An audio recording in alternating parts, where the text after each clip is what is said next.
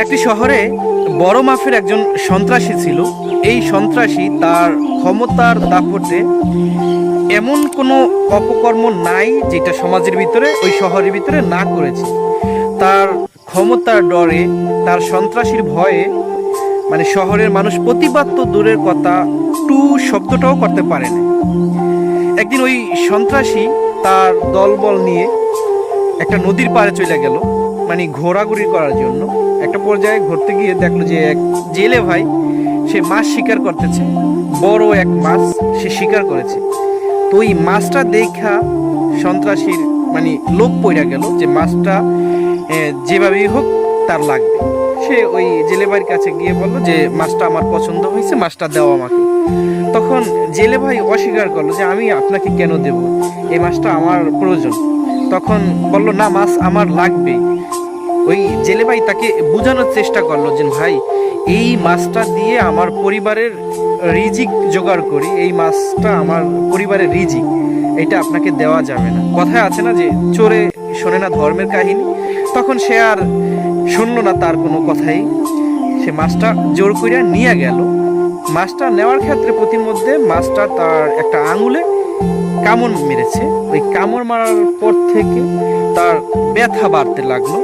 তাই সেই ব্যথাটা এত বেশি পেন ছিল যে সে আর সহ্য করতে পারলো না। একটা পর্যায়ে সে ডক্টরের কাছে চলে গেল, গিয়ে বলল যে ডক্টর সাহেব, আমার হাত, মানে তার ভেঙে বললো যে হাত ব্যথা করতেছে, তো আমাকে চিকিৎসা দেন।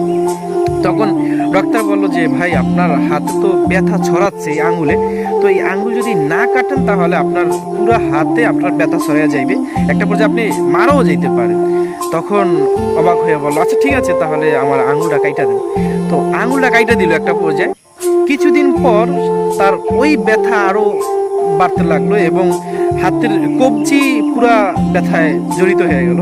ওই ডক্টর কাছে চলে গেল যে ডক্টর সাহেব, এখন তো আমার হাতের কবজি সহ ব্যথা করতেছে। ডক্টর বলল যে আপনার এখন কবজি কাটতে হবে, যদি কবজি না কাটেন তাহলে হয়তো পুরো হাতে আপনার ব্যথা ছড়াবে, তাহলে আপনার হাত কাটতে হবে, একটা পর্যায়ে আপনি মারা দিতে পারেন।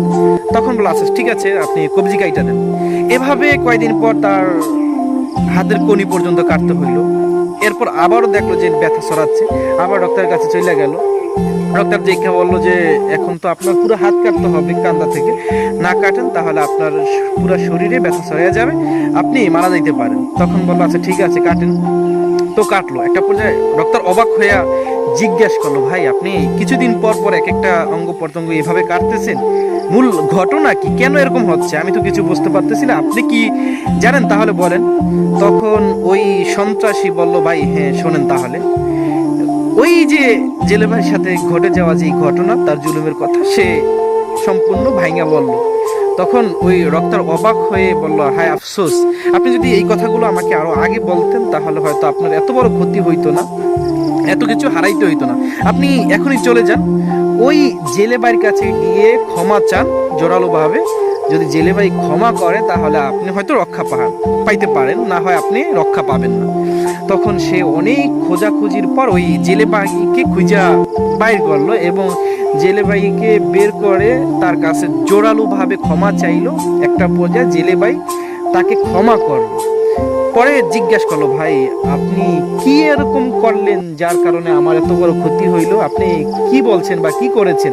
তখন ওই জেলে ভাই বললো ভাই, আমি তো তেমন কিছু বলিও নাই আর করিও নাই, আমি শুধু যখন আপনি জুলুম করে মাছটা নিয়ে গেছেন তখন আমি আল্লাহকে বললাম যে আল্লাহ, সে দুনিয়ার সামান্য ক্ষমতা পাইয়া আমার উপর এমন জুলুম করলো, তার শক্তি আমার উপর চাপিয়ে দিল, আমাকে দুর্বল পাইয়া তার ক্ষমতা আমাকে দেখাইলো।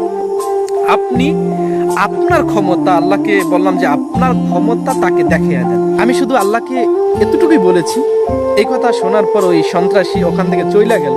এরপর সে যেখানেই যাইতো না কেন তার এই ঘটনার কথা খুইলা বলতো, মানুষকে দাওয়াত দিত এবং জুলুম না করার জন্য আহ্বান করত। তো আমরা এই ঘটনা থেকে যেটা জানতে পারলাম যে দুনিয়ার ক্ষমতা পাইয়া, সামান্য কিছুদিনের ক্ষমতা পাইয়া, সামান্য কিছু ক্ষমতা পাইয়া যারা মানুষের উপর জুলুম করে, অন্যায় করে, অত্যাচার করে, তাদের জন্য আল্লাহ আছে, আল্লাহ যথেষ্ট।